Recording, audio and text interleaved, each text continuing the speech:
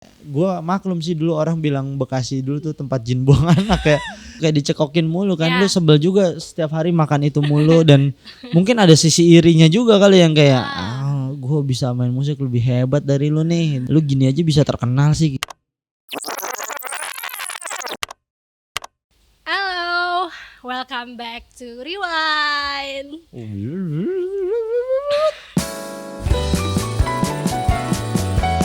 Kita biasa di studio, tapi kali ini kita di Jaksel. Wah, Jaksel mentok nih. Parah. Terima kasih Mas Ucup. Sama-sama dong. Sudah boleh mampir. Iya. Kok? Oh iya, sudah dipersilakan mampir ya. Sudah, iya. Sudah dipersilakan mampir dan ngobrol-ngobrol. Sama-sama dengan senang hati. Iya. Dan ya itulah pokoknya. Udah jauh-jauh dari alam sutra ya. Nih, macet nih. Ya biar tahu Jakarta. Oh, Jakarta kayak gini ya? Nggak enak kan? Oke. Iya tuh, ada pesawat nggak lewat alam sutra? Sorry, Tangerang itu bandara. Oh iya. Ucup. Tapi lewat alam sutra emang lewat ya? Ini deket banget tuh tadi tuh. Pesawat kemana tuh ya? Iya, terus di Jaksel juga ada air mancur gitu ya? Iya, ini kan adem gitu suasananya, sangat tidak kota sama sekali ya. Kayak lagi di pinggiran Jakarta. Gimana nih? 2 menit kita cuma ngomongin Jakarta ya. Iya emang kalau Jakarta sendiri ya emang kota yang ambisius. Kota yang kompetitif. Oke. Kota yang sangat bersahabat sebenarnya. Tapi sampai akhirnya kita tidak terlalu butuh sahabat ternyata di Jakarta. Yang kita butuh adalah klien ya. Lebih ke situ. Iya. Betul kan?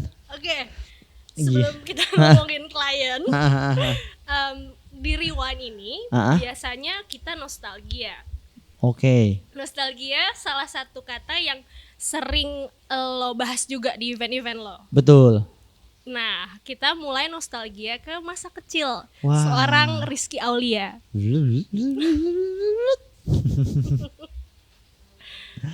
Lo inget gak memori pertama yang lo ingat dalam hidup lo? Memori pertama yang gue ingat dalam hidup gue apaan ya? Lu inget emang? Ingat gue. Memori pertama gue itu pas gue TK. Gue dibangunin engkong gue, kakek gue buat sekolah. Itu memori pertama yang gue ingat. Gue nggak tahu memori pertama atau enggak ya, tapi kayaknya emang 93 tuh berarti 5 tahun ya. Kalau dari 88 tuh 5 tahun. Kayak sebelum itu ada deh yang gue lagi tidur terus gue pintu kamarnya gue kunci gitu. Itu kayaknya memori pertama atau enggak ya? Itu memori masa kecil sih, tapi gue nggak tahu yang pertama apa enggak ya. Lagi tidur terus kayak udah pintunya gue kunci, terus ya karena kamarnya masih sama orang tua, saat itu orang tua gue nggak ada yang bisa masuk kamar sampai akhirnya mesti manjat dan ngedobrak pintu yang ya udah gue baru ngehnya pagi-pagi itu. Jadi kayak itu kayak memori pertama ya, atau masa sekolah ya, atau pas saat gue diskusi tentang gue ingatnya langsung ada adik gue lagi. Gue nggak ingat pas saat nggak ada adik gue, padahal bedanya 5 tahun tuh gue sama adik gue. Apa ya memori pertama gue sebelum ada diskusi nih mau adiknya cowok apa cewek gitu pas lagi hamil. Terus kayak tiba-tiba udah lahir aja. Nggak gue deh, udah gue nggak tahu memori pertama gue. Gila, menarik juga tuh memori pertama yang lu ingat apaan? Memori pertama lu apaan? Ya lu yang ngerekam apa? Memori pertama lu apa yang lu ingat? Nggak ada kan? Nggak pasti Mas. Kan? Kalau gue ngehnya itu sih. Ya pasti sebelum lu sekolah itu ada memori-memori yang. Tapi lu nggak ingat. Iya, harusnya inget ya. Gue TK ada gue proses berangkat ke sekolahnya. Terus gue ada dulu masa kecil lagi ulang tahun temen gue, terus lagi lari berdua. Tiba-tiba gue ciuman sama temen cewek gue gitu. Lu ciuman dari TK? Ya nggak salah kan, tapi nggak tahu gitu saat itu. Kayak sebelum TK dia tuh masih kecil banget, gue ingat momen itu. Gue ingat dalam artian karena dibahas banyak orang di daerah situ. Seorang anak TK ciuman gitu. Kayak belum TK atau masih kecil banget ya, gue juga nggak ngeh. Gue ingat ada momen itu, udah sisanya Ya sisanya udah berjalan gitu aja deh. Tapi menarik juga tuh, apa yang paling gue inget, yang paling pertama gue inget dari proses hidup gue tuh apa, itu menarik juga tuh ya. Ntar lo inget-inget lagi. Menarik juga tuh. Tapi kita masih ke masa kecil. Lo tuh cita-cita lo dulu tuh apa sih? Wah, jangan lo pengen jadi musisi ya? Enggak tahu, kayak nggak ada cita-cita jadi musisi saat itu deh. Nggak terfikirkan untuk jadi musisi, karena gue irisan gue sama musik juga paling baru gue beneran suka lagu tuh lagu Mungkinkahnya si Stinky. Itu pas sebelum-sebelumnya kayak Backstreet Boy ya cuman tahu-tahu aja gitu. The Moffats itu Mungkinkah Stinky itu tahun berapa ya berarti ya, dia keluar 90-an, 96 atau 97 ya kalau nggak salah ya. Ya dari situ baru mulai main-main musik juga SMP paling. Itu juga karena ya standar anak SMP dulu suka yang mukul-mukul, kayak keren main drum ya pengennya main drum kan gitu. Karena main gitar kayak ada prosesnya nih, ada belajarnya, main drum kayak tinggal gebuk-gebuk doang gitu. Karena dulu pas SD-nya juga gue main drum band, megang trio gitu, tudung yang gitu-gitu doang. Terus kayak pas SMP udah nggak, cita-cita jadi ngeband sih nggak terlalu tercita-cita, kan lebih ke jadi pengen pemain sepak bola sih sebenarnya dulu, jadi olahragawan. Jadi ya karena ya mungkin lebih sukanya di situ ya. Setiap hari dulu harus main bola. Lebih ke situ emang. Cita-citanya jauh dari musik, malah nggak ada irisan sama musik. Ya paling baru beneran gua intens sama musik tuh ya SMA kali ya, yang ngeband yang emang rekaman, terus rekaman dalam artian rekaman demo-demo biasa lah gitu. As a drummer dan as a bassist waktu itu. Ada yang jadi drummer, ada yang jadi bassist. Terus band lo bawain apa? Apa dulu, punk melodic, terus ada yang indie pop, British pop gitu. Kurang lebih gitulah kalau umur-umuran gue yang lahir range 82 atau 80 sampai 90 tuh ya banyaknya suka British pop atau grunge gitu, atau ya mungkin udah agak 85 ke atasan udah kenanya sama punk melodic pas tumbuh kembangnya, ya lebih gitu sih. Ya banyak kan main punk melodic, baru intens main British pop tuh pas kuliah. Iya, baru ketemu temen-temennya. Di Trisakti. Iya di Trisakti. Kan dulu anak Bekasi jarang kayak yang dengerin British pop gitu, punk melodic pastilah kalau orang Bekasi. Iya rata-rata. Terus lo pertama kali lo masuk scene musik berarti gimana ceritanya?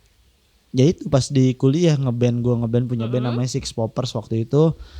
Ya main ya Six Poppers, terus main-main dekat sama Pestol Air waktu itu. Pestol Air mau bikin satu label sendiri namanya Tamborin Records. Ya gue akhirnya berkecimpung di situ. Ya udah berkomunitas di situ lah, bikin gigs sampai akhirnya di Tamborin itu ada namanya si Adit yang dia udah kerja di The Majors duluan ternyata. Ya saat gue udah desperate sama kuliah gue, ya gue yang 9 tahun itu ya? Ya kayak lo sampai sekarang udah lulus sih, tapi bukan di Trisakti. Sorry, di mana ijazahnya Mas? Lupa namanya. Ya udah lulus tapi bukan di Trisakti, yang emang akhirnya ya udah gue WhatsApp si Adit, ada yang bisa dikerjain nggak gitu, dia ngajak gue kerja ke The Majors gitu. Guntur Aditya namanya, dia kayak banyak keterlibatan sekarang di show management sama soundman-nya kelompok penerbang roket dia sekarang. Iya, situ udah pinta masuk gue ke industri ya pas saat gue bekerja di The Majors kan. Ya sebelum saat bekerja The Majors berbarengan sama saat itu gue diajak temen kampus gue Ferry Dermawan tuh yang bikin Joyland Festival sekarang ya.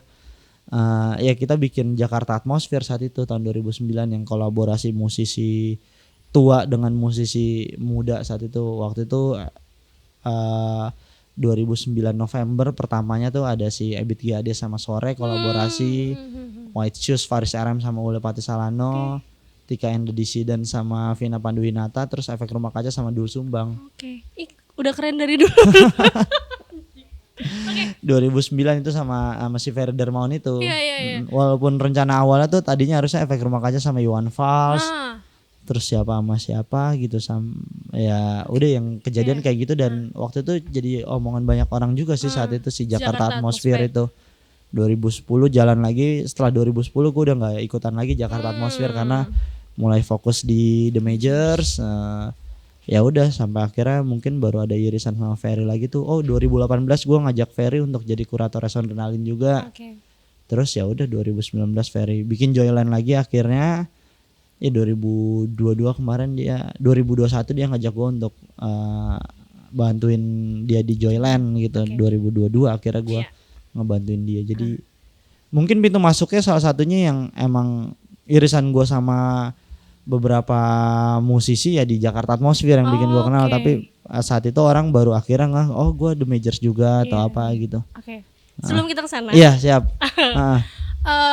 Tapi lu kan anak Trisakti. Betul. Jurusan akuntansi. Betul. Tapi kenapa lu sering main ke IKJ? Enggak juga sih sebenarnya, karena itu dulu main sama si Ajis 2000 gitu. Terus kayak ada teman SMP gue yang anak IKJ gitu, sering diajak nongkrong di sana. Dulu sebenarnya gue udah ngambil formulir IKJ juga, cuman emang saat itu bukan tidak diperbolehkan ya, tapi disarankan coba cari yang jurusan yang emang apa yang kayak ekonomi, hukum gitu atau apa ya. Akhirnya gue ngambil Trisakti, walaupun ya akhirnya ke Trisakti. Ya tujuan utama gue ngambil pokoknya pilihan pertama gue akuntansi, pilihan kedua gue tuh DKV. Yang akuntansinya gue tesnya asal-asalan, yang DKV gue tesnya serius, tapi yang akuntansi ternyata masuk gitu. Ya udah jadi akuntansi deh.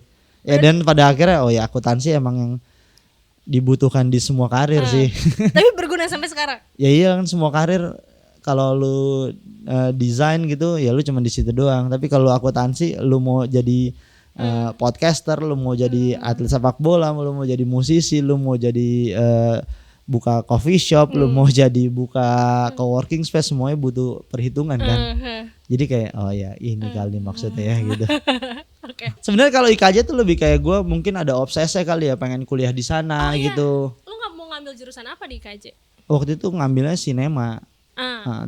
Gue mungkin obses pengen kuliah di sana, dan gue waktu itu besar banget keinginan gue pengen jadi editor lah, maksudnya gue pengen jadi video maker. Waktu itu pengen jadi video maker, pengen banget, sampai akhirnya gue belajar sama temen gue, ada si Baga namanya Baga Fat Sambada. Kalau tahu dia Full Moon Fox ID-nya tuh, Instagram Twitternya. Ya gue belajar sama dia tuh, kayak belajar dia kan emang ini di kamera, bahkan sampai sekarang dia masih fotografer gitu. Ya dan Baga anak IKJ juga.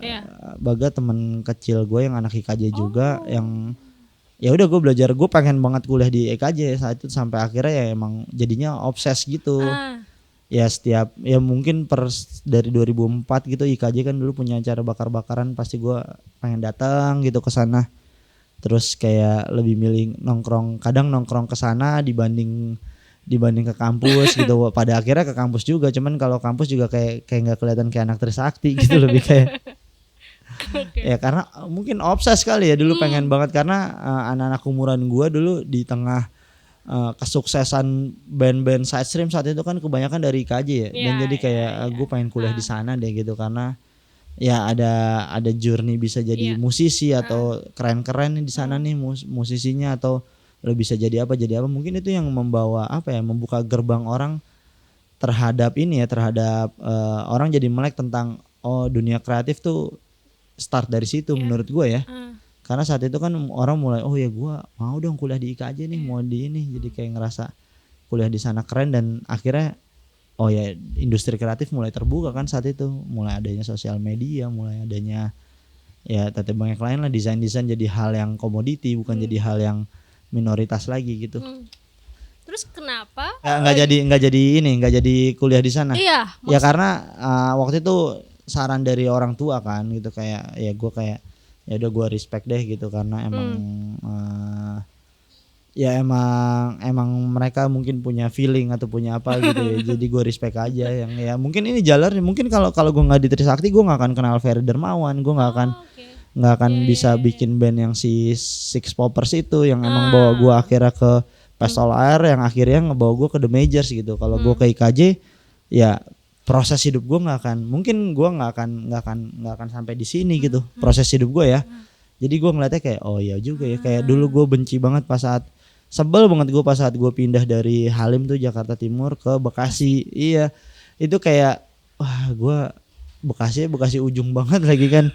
Kayak nih gue main sama siapa ya, terus pindah sekolah ke SMA 3 Bekasi gitu. Yang akhirnya ya di SMA 3 itu gue ketemu kakak kelas gue namanya Ilham yang emang bawa gue ke musik-musik side stream, kayak ngasih denger gue saat itu si The Upstairs, ngasih Pure Saturday yang akhirnya ya gue bermain musik itu, terus gue bikin Six Poppers, dan dari musik itu ya gue kenal Pistol Air ya. Jadi kayak runtutannya emang dikasih jalannya begini nih gitu. Jadi kayak kalau dikasih di connect dotnya gitu kayak oh iya emang udah begini nih gitu. Lu bayangin kalau gue waktu itu, maksudnya gue ngebayangin kalau gue waktu itu masih Jakarta Timur, terus gue masih sekolah di sana, kayak gue nggak akan sampai di sini. Gue nggak akan ketemu si Ilham ini nih, untuk akhirnya ya pintu masuk gue ke semua ini ya dari si Ilham ini mungkin gitu.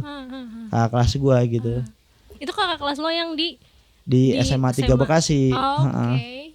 Di SMA 3 Bekasi. Jadi kayak udah dia ngebuka, akhirnya ya dari sepupunya dia tuh ada gitarisnya band Gunting Kuku ya. Band Gunting Kuku itu lumayan deket sama lumayan sering main di gigs gitu, dan gigsnya sering ada Pistol Air, dan gitarisnya Pistol Air sering nongkrong di situ lah sama Gunting Kuku itu, yang akhirnya kenal. Wah udahlah gitu, jadi kenal satu sama lain, yang berkomunitas bareng. Ya udah sampai deh di posisi sekarang gitu loh. Jadi kayak oh iya ya, dulu padahal ingat banget gue sebel banget gue pindah ke Bekasi tuh, yang ya Bekasi yang masih sepi banget gitu. Kayak gue apa Bekasi dulu kayak gimana Mas?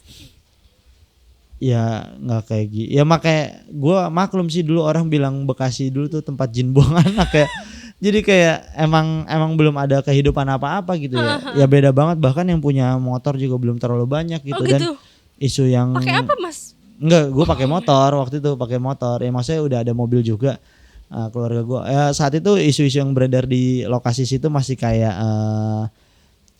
begal sirap gitu, yang kayak ya orang dihipnotis gitu, terus kayak bahkan Indomaret, Alfamart juga belum banyak saat itu kan. Tukang jualan juga nggak ada, cuman ada malam tuh cuman ada nasi goreng doang tukang jualan di situ.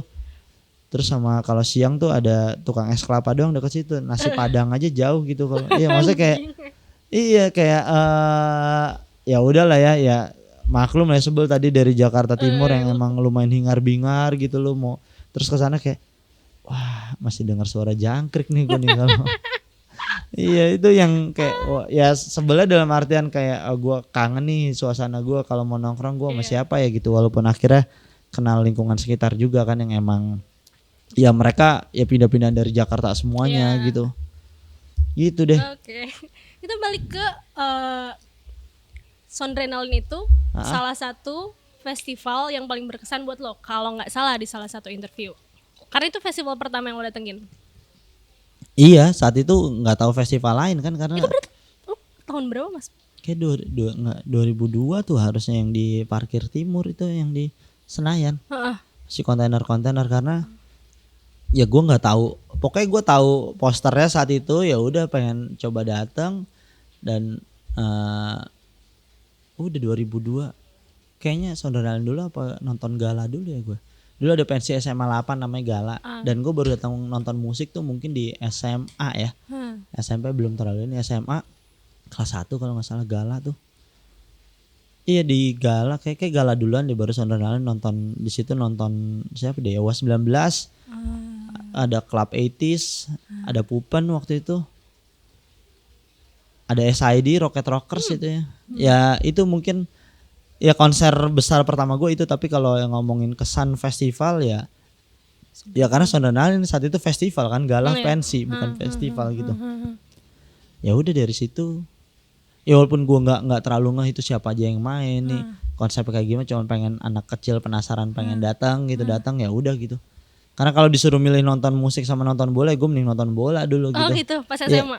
Ya dari sampai SMA gue tuh nggak pernah absen nonton. Ya kalau Indonesia selalu ajang-ajang besar gue pasti nonton gitu. Terus kalau dulu kan Liga Indonesia final playoff-nya tuh di Senayan, pasti tuh 4 tim barengan dari segala macam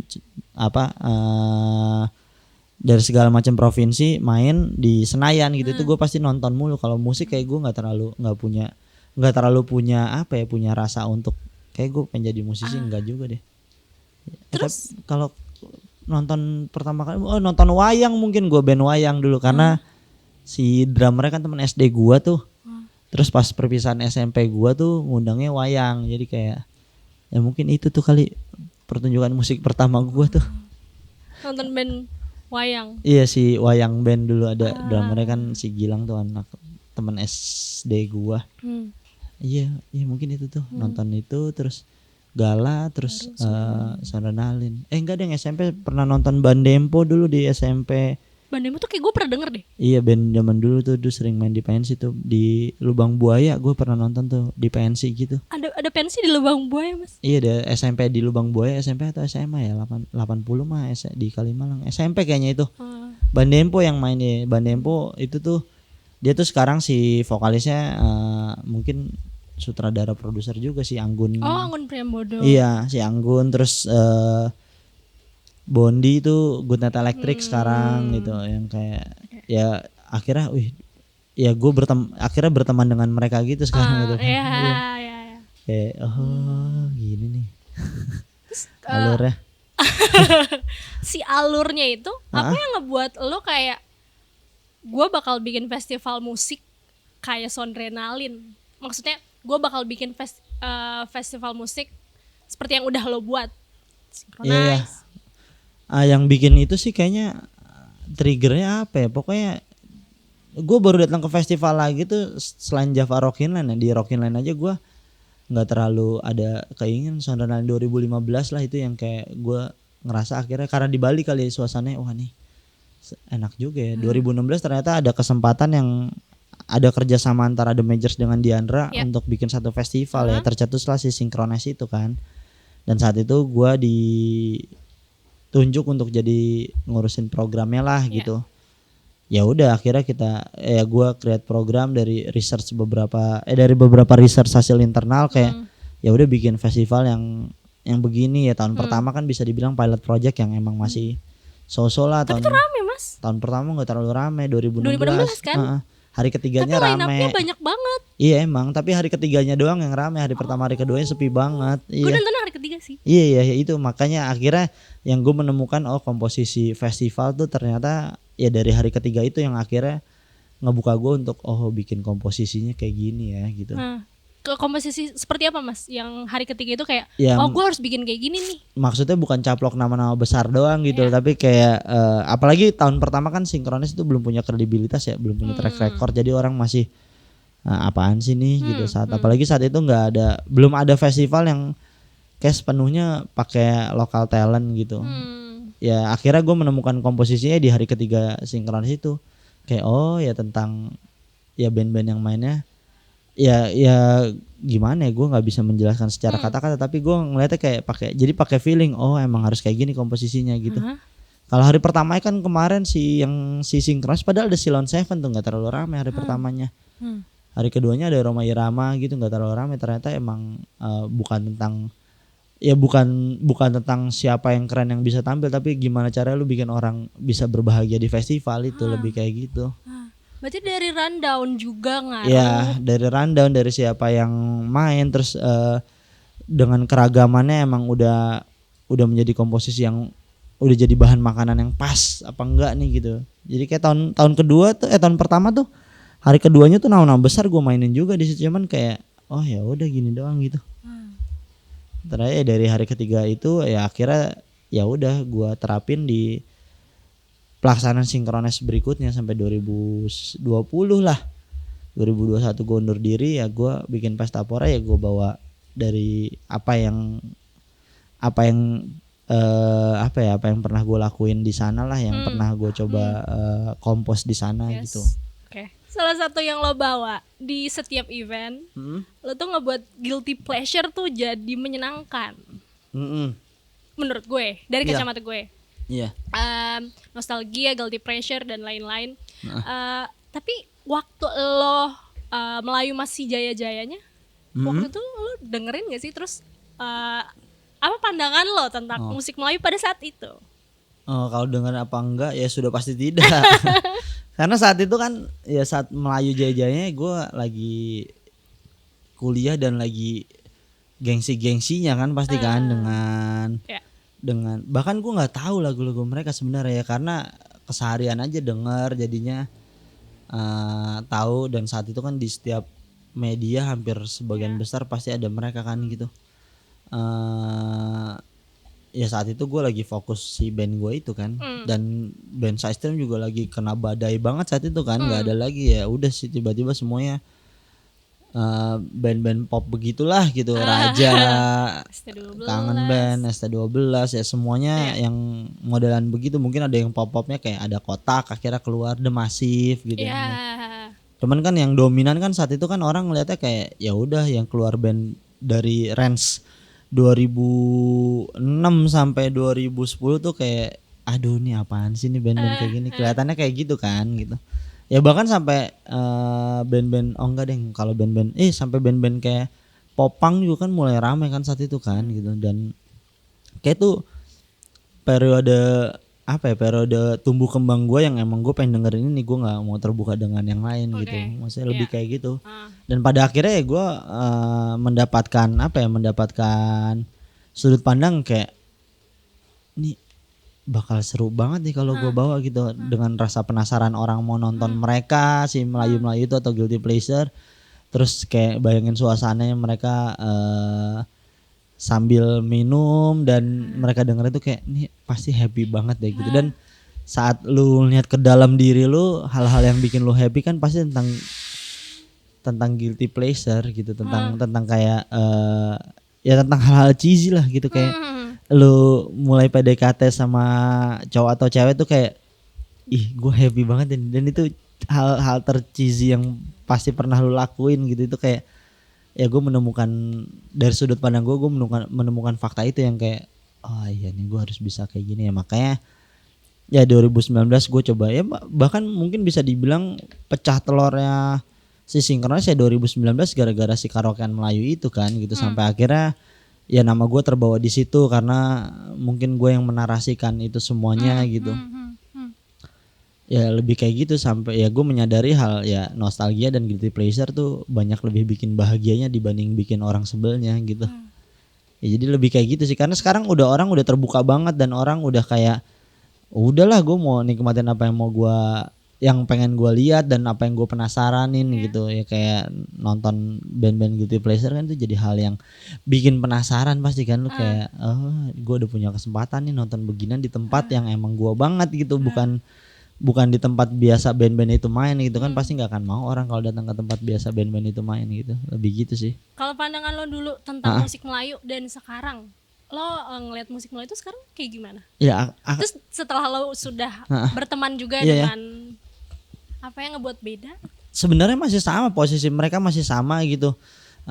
Sudut pandang gue terhadap musik-musik mereka masih sama, yang emang udah mereka hebat untuk bikin orang cepat inget dengan lagu mereka tuh. Ya udah itu salah satu kejeniusan ya komposer atau musik produser musik seperti itu ya. Dan yang gue lihat saat dulu kan kayak karena emang gue antipati aja nggak dengerin gitu, bukan berarti gue mencaci atau apa, tapi ya udah antipati. Gue bahkan tahu Kangen Band tuh ya karena fenomena ya Andika yang gimana atau apa gitu. Terus lagunya dia juga gue bahkan kayak ya gue tahu Yolanda karena gue punya sepupu namanya Yolanda, itu doang sebenarnya. Terus kayak tapi pasti lo hafal kan, kayak kebayang gitu. Enggak, kalau hafal sih sebenarnya kayak enggak, karena gini, saat lu dengerin lagu mereka, lirik mereka tuh gampang banget lu cerna, dalam artian kayak lu bisa langsung nyanyiin ngikutin gitu loh, karena emang mereka pace liriknya kan nggak cepet gitu. Kayak lu bisa langsung ya kayak emang lu bisa langsung nangkep dibanding lu misalkan dengar kayak lagunya misalkan The Upstairs gitu ya, pasti orang hanya disco darurat, pas lirik awalnya tuh kayak dia ngomong apa. Ya kalau musik Melayu lu bisa denger jelas dia ngomong apa, jadi lu bisa lu lantunkan gitu. Menurut gua ya itu sebenarnya sudut pandang gua, ya mereka tidak ada yang salah dari mereka gitu menurut gua. Cuman emang saat itu digorengnya aja, cara gorengnya mungkin yang emang kesannya kayak aduh. Terus mereka kan langsung kayak invasi gitu loh semuanya, kayak lu aduh nih nggak ada pilihan lain nih gitu. Jadi kayak gitu kan saat itu. Berarti itu deh. Sebenarnya yang di bukan kesel ya, apa ya, yang pada saat itu kita tuh tidak suka adalah karena tidak ada pilihan lain selain mereka sebenarnya. Iya itu betul, kan. kayak dicekokin mulu kan. Ya. Lu sebel juga setiap hari makan itu mulu. Dan mungkin ada sisi irinya juga kali yang kayak gue bisa main musik lebih hebat dari lu nih, bisa lu gini aja bisa terkenal sih gitu. Padahal pas lu nonton langsung mereka kayak ya mereka worth it untuk sampai di posisi ini. Ya asal tahu kayak Andika aja tuh pitch-nya bagus banget gitu. Cara teknik dia nyanyi pun ya dia punya itu gitu, dan emang dibentuk dari jam terbang gitu. Kalau Charlie cara dia menguasai panggung kayak gimana, Yan Kasel lalu bisa lihat kayak ya emang ya mereka entertainer. Ada nggak sih bahasa entertainer tuh? Ada lah ya. Ya mereka entertain lah ya gitu ya bahasanya. Ya mereka pinter untuk mengentertain ya penontonnya gitu, dan ya udah emang bakat itu. Dan ya itu yang bikin muak mungkin karena semuanya dilakukan secara wah rame-rame invasi itu, jadi kayak nggak ada yang lain apa nih, enak banget nih gue nonton TV isinya itu, denger radio isinya itu, mau ke mall atau swalayan tempat makan diputerinnya lagu itu kayak wah gila nih kayak dihantui gitu. Lebih kesalnya kayak itu, padahal kan kayak lu ada opsi lain lagi gitu. Tapi kalau scene musiknya tuh sebenarnya seperti apa sih? Maksudnya saat itu belum kebayang. Iya. Maksudnya scene musik apa? Maksudnya kalau side streamnya saat itu mah ya gerak-gerak aja karena gigs kan pasti akan selalu ada dari tahun ke tahun, dan itu secara tidak sadar akan terus terregenerasi gitu loh. Tapi yang kelihatan aja di media pada saat itu musik Melayu. Ya karena yang diekspos itu yang emang jadi makanan masyarakat kan, masyarakat mau dengarnya itu, mau nontonnya itu gitu. Nggak mungkin tiba-tiba kan ada pernah kejadian efek rumah kaca dibawa ke inbox gitu. Yang pas efek rumah kaca main rate-nya turun. Terus abis itu ya udah emang yang mesti dibawa band-band yang kayak gini gitu. Ya padahal efek rumah kaca dimainin saat itu abis iklan efek rumah kaca terus langsung iklan lagi, jadi kayak lu tidak dapat narasi tentang si efek rumah kaca atau apa. Ya lebih kayak ya karena kan kalau lu ngomongin masyarakat Indonesia secara keseluruhan gitu dengerin mungkin efek rumah kaca kan bukan yang sekali denger lu langsung bisa nyangkut gitu loh. Tapi beda kalau lu dengerin lagu-lagu Melayu itu gitu, kayak sekali denger kayak ya ini enak nih gue genjrengin enak gitu. Masa anak-anak tongkrongan ngegenjreng lagu-lagunya saat itu anak muda gitu kayak susah nih gimana nyanyiinnya nih, moodnya nggak terlalu ini kan. Ya makanya anak tongkrongan lagu-lagunya pilihannya terbatas ya itu, karena yang enak digitarin bareng-bareng tuh cuman beberapa lagu doang gitu. Ya itu gue ngeliatnya kayak gitu. Nah musik Melayu itu bisa lu aplikasikan ke semuanya gitu. Lu nyanyi gitaran sendirian juga enak gitu, nggak ada masalah. Lu bawa sambil nongkrong enak ya, sampai akhirnya ya mereka proof kan, sampai akhirnya sekarang kayak ya gue nggak masalah kok dengerin musiknya mereka gitu. Sebenernya gue dengerin mereka sih dulu. Iya. Gue SD. Ya pasti lah, lu semua orang pasti didengerin mereka deh kayaknya dulu. Ya lu nggak ada opsi lain. Soalnya. Oke, selain guilty pleasure, yang lo sering bawa juga reunion. Kalau idea kayak gue harus nih ngumpulin contohnya Club 80s. Maksudnya itu kan sesuatu yang sebenarnya kalau misalnya orang awam tuh kayak lu tuh akan sulit mengumpulkan mereka, tapi idea itu lu bawa di beberapa event termasuk Synchronize. Itu kenapa? Kalau itu sebenarnya rezeki ya kalau Club 80s. Kalau Club 80s tuh rezeki, yang effortnya banyak tuh sebenarnya si Om Leo waktu itu buat acara Good Fest. Itu Om Leo sampai nyamperin satu-satu segala macam, dan ya untuk main di waktu itu yang Good Fest edisi PNC kalau nggak salah Kuningan, yang Vincent sama Desta main 2 lagu doang gitu. Gue udah nggak propose mereka saat itu, bahkan 2019 pun gue ya udahlah kayak Club 80s sudahlah gitu, nggak possible untuk gue bawa gitu. Ya pada akhirnya ternyata Vincent saat itu ngerasa kurang puas, kayak kita kalau emang mau main lagi harus ayo yang benar nih gitu, yang emang dipikirin gitu. Dan akhirnya dia ngontak gue kayak Cup ayo nih gitu. Oh ya udah, itu kayak emang udah nih gue dapet rezeki ini gitu. Jadi kayak emang proses gue pas saat gue lagi propose malah mereka nggak keambil sama gue. Pas saat gue udah kayak ya udahlah, malah mereka datang ke gue gitu. Jadi kayak emang mungkin itu hasil dari 3 tahun gue propose, mediasinya via Om Leo yang begitu giat nyamperin mereka sampai coba mengkelirkan apa yang ada permasalahan di mereka gitu. Dan si anjing Om Leo ini juga kayak ngejual nanti lu bisa main di Synchronize juga main ini, kayak Padahal yang orang-orang nyangka gue yang buat yang emang bikin reunion club itu buat konten, padahal Om Leo yang sebenarnya dia effort sebegitunya buat bisa main di acaranya Om Leo itu doang sebenarnya.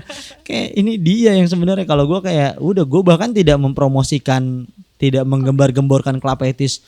Wah, ya konten-kontennya sinkronis saat itu ya udah kita announce Club Etis reunion barengan sama Noah, udah habis itu ya tidak ada konten yang emang kita dedikasikan buat Club Etis gitu. Jadi kayak ya beda kalau di Om Leo saat itu mereka yang ngejual Club Etis bakal reunian nih di situ. Bawa 2 lagu itu. Iya, tapi Om Leo membuang badannya ke gua nih.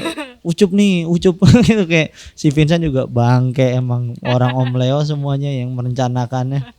Tapi selain itu juga ada Killing Me Inside reunian. juga lo bawa Once sama Once Dewa sama Lasso tuh 2018 itu synchronize kan. Nah, idea reunionnya gue kayak masih kayak apa yang ngebuat lo kayak reunion ini gue bawa nih ke saat itu kan kita nyari konten yang emang mungkin belum pernah ditampilkan di mana-mana ya. Ya saat itu Dewa Lasso sama Once, Dewa sama Lasso udah banyak gitu, tapi Dewa Main sama Once tuh bisa dibilang hampir jarang karena Once punya terms and condition sendiri lah gitu dengan itu. Dan saat itu Dewa reunion itu emang kerja sama bareng antara gua, David Karto gitu, untuk kayak David ngontak manajemennya Once, gua ngontak ke si Dewanya, sampai akhirnya udah kita ketemu bareng. Ya udah terjadi deh tuh Dewa Lasso dan Once di 2018 gitu. Dari situ ya udah kita ngegambar aja, gue pengennya alur show-nya nanti kayak gini. Lasso dulu baru Once, lagu pertamanya apa, dimulainya apa, nanti suasananya gimana, lebih kayak gitu ya detailingnya. Lebih ke situ sih. Tapi kalau emang yang banyak reunion yang banyak nostalgianya tuh di 2019 Synchronize, itu mungkin yang bikin orang jatuh hati sama Synchronize saat itu kali ya, karena beberapa nama-nama band emo populer saat itu gue bawa lagi, terus gue bawa karaokean Melayu, gue bawa, maksudnya gue saat itu Noah main di sana, terus ada Didi Kempot juga, kayak komposisinya pas aja sih Synchronize 2019 menurut gue. Itu yang bikin orang jatuh hati dan bahagia di Synchronize 2019 itu gitu. Ikut bahagia. Iya, datang emang situ. Iya. Yang tadi komposisi itu di tahun ini lo membawa komposisi itu di Pesta Pora. Iya. Nggak tahu nih, gue nggak tahu gue salah apa enggak. Di awal tahun lo masih mempromokan Synchronize. Enggak, awal tahun enggak. Kalau gue lupa. Gue September Oktober mungkin udah tidak pernah mempromosikan Synchronize lagi. Karena gue undur diri tuh September lah. Apa yang ngebuat lo punya decision gue bakal bikin festival entitas lo sendiri, dan ini Pesta Pora? Saat gue undur diri dari Synchronize, gue belum ada kepikiran bikin festival sih. Bikin festival kayak ya udahlah itu Synchronize gitu. Bahkan awal 2022 pun gue masih ngebantuin Joyland kan, dan itu gue belum ada bayangan festival gitu. Dan gue masih bikin show konser-konser tunggal kan. Desember gue bikin Roma Irama sama God Bless, terus di Maretnya sebelum Joyland tuh gue bikin kayak ada Nadine sama Kunto Aji, Tulus sama Danila, No Stress sama 420. Dari situ kayak udah, itu bahkan sampai situ belum terfikirkan. Gue cuman bikin kan yang di SCBD nama Popstar tuh, kayak gue pengen bikin rangkaian tour Popstar deh, tapi ngelihat saat itu kayak ada kesempatannya nih untuk bisa bikin festival. Dan gue pengen bawa bos kreator punya satu entitas ya festival sendiri gitu ya. Akhirnya pas puasa minggu kedua kok kepikiran, anjir, baru-baru ini Mas? Iya, pengen bikin festival lah gitu. Bikin yang ngecek venue, bikin komposisi programnya, taruh-taruh namanya, siapa-siapa aja, kontak-kontaknya available, announce deh gitu. Minggu ke-4 puasa ya sebelum lebaran. Ya announce itu. Jual tiket udah deh sampai sekarang gitu. Umurnya belum lama berarti, kalau udah April, Mei, Juni, baru 2 bulan. Dan tiketnya udah laku. Tiketnya udah laku, udah over target malah. Iya. Emang ya udah, mungkin hal-hal yang mendadak kayak gitu yang sebenarnya mesti kita fasilitasin secara serius ya. Justru hal-hal yang terlaksana secara serius biasanya malah akan jadi akan memuai aja gitu. Yang kayak gitu minggu kedua, minggu ketiga announce, ya udah announce nih ya gitu. Mungkin itu hikmah puasa kali ya. Iya, mungkin hikmah puasa kayak kayak bikin aja deh festival gitu. Mungkin setelah berdendang bergoyang kita festival yang announce berikutnya gitu. Abis kita announce ya baru mungkin tuh baru keluar beberapa announcement festival lainnya gitu yang kayak emang ya mungkin ngeliat kesempatan yang sama udah possible nih gitu. Apa yang akan membedakan Pesta Pora dan festival-festival lainnya? Pesta Pora ada ucup, festival lainnya nggak ada ucup. Itu aja. Gue nggak bisa jawab muluk secara program karena secara program orang bisa dengan mudah untuk naro nama band-band yang kurang lebih sama di setiap festivalnya gitu. Tapi kan balik lagi tentang kayak treatment lu nanti di lapangan, vibe yang coba lu bangun di lapangan, terus kayak alur rundown lu kayak gimana, terus ya kayak treatment lu ke penonton seperti apa gitu, terus kayak show setiap penampilannya akan kayak gimana, itu mungkin yang akan jadi diferensiasinya gitu. Karena kan kayak semua orang bisa masak nasi goreng bisa, tapi kan pas lu cobain baru lu berasa kan, oh ini bedanya nasi goreng yang dia sama nasi goreng dia gimana. Nah itu mungkin yang membedakan. Mungkin lu mesti datang ke Pesta Pora dulu baru lu datang ke festival lainnya, lu akan ketemu diferensiasinya apa gitu menurut gua. Lebih ke situ gitu. Orang ya sama kayak orang masak nasi kan, nasi dilihat beras semuanya sama kok, pas saat lu rasain oh bedanya dia ini.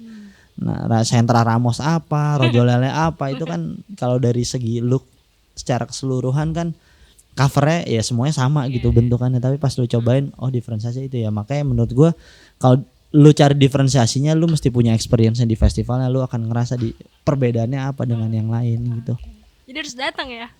Ya mau nggak mau, kalau lu ngeliat dari luar doang kan lu akan ngeliat hal yang sama gitu menurut gua. Kayak oh itu kopi susu ya, oh itu kopi susu tuku sama kopi susunya Janji Jiwa bedanya apa gitu. Lu harus cobain. Ya lu harus cobain kan buat tahu bedanya. Selain dari packaging ya, packaging kayak key visual lah, semuanya beda-beda gitu. Tapi kan pas satu nyobain, oh ya emang tuku nih yang enak, oh Janji Jiwa terlalu manis nih, oh ini terlalu ini ya.